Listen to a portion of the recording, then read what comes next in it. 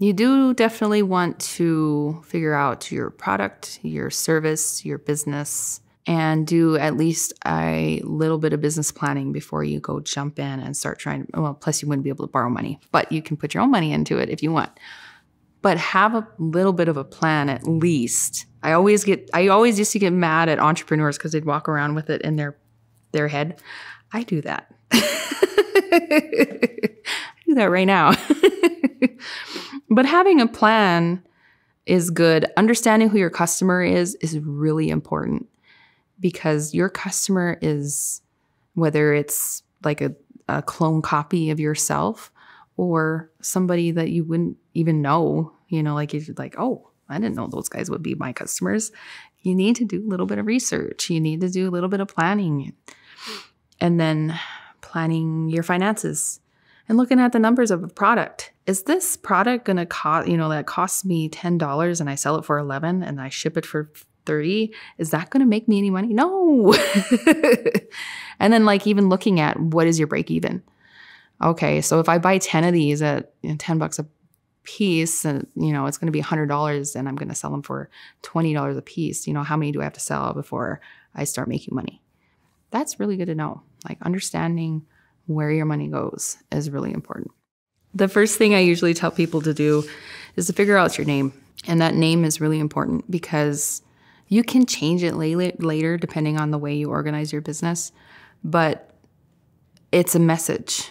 So it is kind of like a process. I named my business Sweet Sage Woman because I wanted the ownership in it. My crow name is Sweet Sage Woman. And I guess I didn't want to name it after myself, my English name. So that's why I went with Sweet Sage Woman.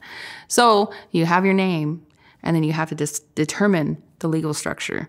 I usually just advise people to go get an LLC because often it's looked at just as a sole proprietor. Plus, it provides you a little bit of a shelter, a little bit of a liability shelter if you were to get sued. And it's easy. It's from the state of Montana, it's like $70. And you get online and you pay for it and you get it like next week. You don't need to pay for the express. Like, honest to God, of all the times I paid for it, I only needed it like one time. Then from having your LLC, you can go get your EIN, which is your employment identification number from irs.gov. That takes about 10 minutes. And when you do that, there's a few things you have to do. Actually, I'm going to go back to the LLC. So with LLC, there is a little bit of a step. You have to have a registered agent. The registered agent is about $45, $50 a year. And then they can be your legal place during business hours to get your legal paperwork. Mine will tell me, hey, you got to get your annual report in. Or they'll say, hey, you got to pay us. And from your LLC, so that's like the thing that people freak out. And then you're a member manager. Those are the two questions I always get about those. Also, YouTube is a world of knowledge. Then you get your EIN number. And when you have your LLC and your EIN number from the irs.gov, when you get your EIN number, you make sure that you get your document immediately. If you exit from there, you're going to have to do it again.